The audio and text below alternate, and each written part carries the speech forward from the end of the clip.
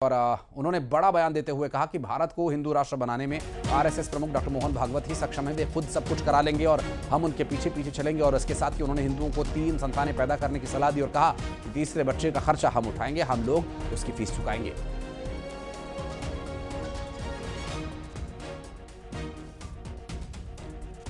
और तीसरे बच्चे का खर्च उठाएंगे प्रवीण तोगड़िया।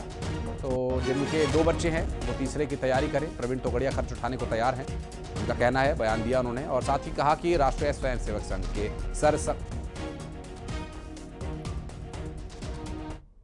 के वह सक्षम है, हम उनके पीछे चलेंगे। ठीक है। हिंदुओं के लिए अच्छा काम करने वाला कोई भी व्यक्ति है या संस्था है, फिर मोहन जी भागवत होंगे, आरएसएस, उन सबका मैं सम्मान करता हूं। और किसी को भी हिंदुओं के लिए अच्छा काम करने वाले व्यक्ति या संस्था का सम्मान करना चाहिए। सब काम करे और हिंदुओं का कल्याण करे।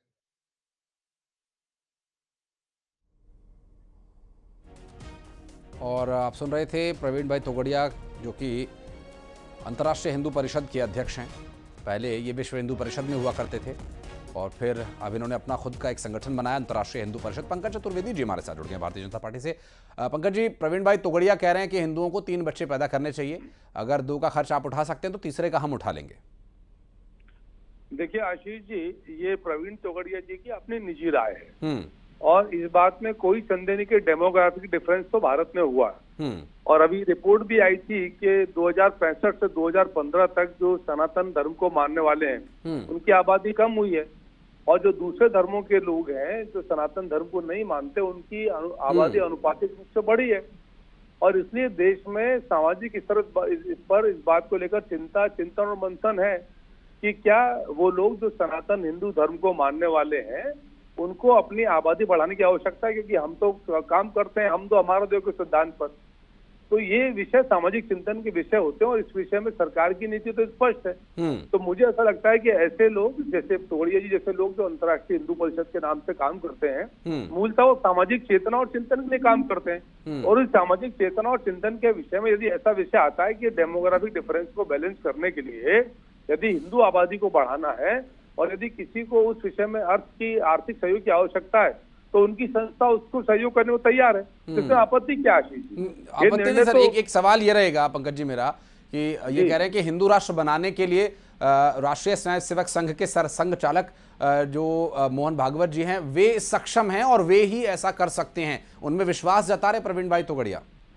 तो इसमें संदेह क्या है? संदेह ये है कि पहले उनके साथ काम करते थे, उनका आयाम जो विश्व हिंदू परिषद है उसका हिस्सा थे, फिर उन्होंने अलग संगठन बना लिया और अब उनकी बात का समर्थन कर रहे हैं। नहीं आशीष जी, आयाम भिन्न हो सकता है पर काम तो वही है ना। हाँ, काम तो सनातन धर्म का ही है ना। तो आयाम भिन्न हो सकता है, मंच में भिन्नता हो सकती है, पर मतभेद और मनभेद तो दोनों ही नहीं है, तो विषय समान है। तो मुझे ऐसा लगता है कि इन सारे विषयों को एक स्वस्थ सामाजिक चर्चा के आधार पर देखना चाहिए और उसके आधार पर निर्णय करना चाहिए। जितेंद्र मिश्रा जी जुड़ गए पंकज जी हमारे साथ, कांग्रेस पार्टी के प्रवक्ता हैं। जितेंद्र जी बहुत स्वागत है। प्रवीण भाई तोगड़िया हैं जो कि अंतर्राष्ट्रीय हिंदू परिषद के अध्यक्ष हैं, वो ये कह रहे हैं कि राष्ट्रीय स्वयंसेवक संघ के प्रमुख मोहन भागवत हिंदू राष्ट्र बनाने में सक्षम है और उनको पूरा समर्थन भी दे रहे हैं। प्रवीण तोगड़िया जी की बात को सबसे पहले तो उनके फॉलोअर्स को मानना चाहिए। पंकज जी से निवेदन करूंगा कि आप उनकी बात को सबसे पहले माने। उसके बाद मैं निवेदन करूंगा तोगड़िया जी से कि प्रधानमंत्री मोदी से कहें कि अभी समय नहीं बीता है, अभी समय है, 3 बच्चे उनके भी होना चाहिए जो राष्ट्र के निर्माण में सहयोग करे। पड़ोसी के राष्ट्र निर्माण में सहयोग होना चाहिए और अपना बेटा बीसीसीआई का चेयरमैन होना चाहिए। मुझे लगता है ये तो ना मनभेद है ना मतभेद है, ये तो एक अलग धारणा है इनकी। पड़ोसी का बेटा सीमा पर शहीद होना चाहिए, हमारा बेटा जो है वो बिना विधायक के मंत्री बन जाना चाहिए बिहार में। तो ये कौन सी राजनीति है? आप अमल करें, हम आपको देखें कि हाँ 3 बच्चे आपके है तो पूरा देश आपकी बात को मानेगा। लेकिन केवल उपदेश देना, केवल ये करना और जब अपने बच्चे का नंबर आए तो चाहे शिवराज सिंह चौहान हो चाहे पीयूष गोयल हो अमेरिका में पढ़ने जाएंगे, दूसरों के बच्चे झंडा उठाएंगे, दरी बिछाएंगे, जय जय श्री राम करते घूमेंगे। अपने बच्चों को 19 साल में नौकरी लगा देना, ये कौन सी राजनीति है? मुझे लगता है सबसे पहले अमल करके दिखाना चाहिए, खाली उपदेश से काम नहीं चलेगा। पंकज जी, अमल करना पड़ेगा। कांग्रेस के प्रवक्ता कह रहे हैं कि अमल करें पहले खुद बीजेपी के लोग। आशीष जी देखिए, प्रियंका गांधी जी 3 संतान का विषय उनके पास भी है, राहुल गांधी तो कुछ कर ही नहीं रहे उस दिशा में, तो वो भी प्रयास कर सकते हैं ना, यदि वो अपने आप को हिंदू मानते हैं तो ये कंट्रीब्यूट तो कांग्रेस के लोगों को भी करना चाहिए ना। ये क्या विरोध में सनातन धर्म के, क्या ये तय करें, हमको क्या करना है हम तो तय करेंगे, पर राहुल गांधी जी क्या कर रहे हैं, प्रियंका गांधी जी क्या कर रही हैं, उन सबको भी तय करना चाहिए ना। तो मुझे लगता है कि ये तय करने के विषय समाज के विषय हैं, पर इस बात में कोई संदेह नहीं कि 1965 से लेकर 2015 तक इस देश में हिंदू सनातनी आबादी घटी है और बाकी आबादी बहुत तेजी के साथ बढ़ी है। तेजी से हिंदू समाज से जुड़े लोग जो हिंदू समाज संस्था के लिए काम करते हैं, अंतर्राष्ट्रीय हिंदू परिषद है जी, वो चिंता चिंतन चर्चा करती है। तो कांग्रेस के पेट में तुष्टीकरण नीति के चलते दर्द होना स्वाभाविक बात है। पंकज जी, अभी धीरेन्द्र कृष्ण शास्त्री ने एक यात्रा निकाली थी, पंडित धीरेन्द्र कृष्ण शास्त्री बाबू बागेश्वर के नाम से जो प्रसिद्ध है, वो सनातन की रक्षा और हिंदू राष्ट्र को लेकर निकाली। प्रवीण भाई तोगड़िया कह रहे हैं हिंदू राष्ट्र बनाने के लिए मोहन भागवत जी सक्षम है। उसके अलावा बहुत सारे बीजेपी के नेता कई बड़े मंचों से ये बात कहते हैं। क्या इसके लिए कोई प्रयास हो रहा है? क्या संविधान में कोई प्रावधान होगा कि भारत को हिंदू राष्ट्र घोषित करना है? देखिए आशीष जी, पहले संविधान का विषय आता है द्वितीयक, प्राथमिक तौर पर पहले समाज में चर्चा चिंतन मंथन बातचीत होती है। और समाज के प्रतिनिधि कौन है? जनप्रतिनिधि जो अलग अलग पार्टियों से चुनकर आते हैं।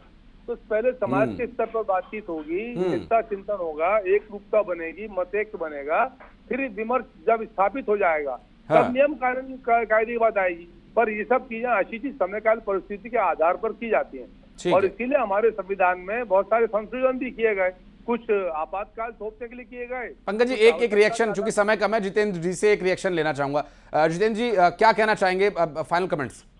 देखिए, आपने कहा कि संविधान को बदलना पड़ेगा इस सब चीजों के लिए, तो आप ये देखिए कि इन्होंने संविधान बदलने की बात इस देश में कह दी थी, चाहे ज्योति मिर्धा हो, चाहे अरुण गोविल हो, चाहे गिरिराज सिंह हो, इन्होंने कहा हम संविधान बदल देंगे। 400 पार का नारा फेल हो गया, 230 232 पे आके टिक गए। इस देश में जो संविधान चल रहा है उसमें अगर गैर वाजिब तरीके से संशोधन करेंगे तो मुख्य बल गिरेंगे। नहीं जितेंद्र, जब गैर वाजिब संशोधन की बात करने बैठेंगे तो पूरा दिन निकल जाएगा चर्चा में। ये तो बहुत समय से हो रहा है, बहुत सारे संशोधन हुए भी हैं। बहरहाल हिंदू राष्ट्र की जो परिकल्पना है वो कितनी प्रासंगिक है, भारत के विकास से जुड़ी हुई या भारत की आस्था से जुड़ी हुई, उस पर भी हम चर्चा करेंगे आगे समय निकालकर। आप सभी से बहुत शुक्रिया आपका समय निकालकर बातचीत करने के लिए। पंकज जी, बहुत बहुत शुक्रिया आपका भी हमारे साथ जुड़ने के लिए। जितेंद्र जी, और अब वक्त हो गया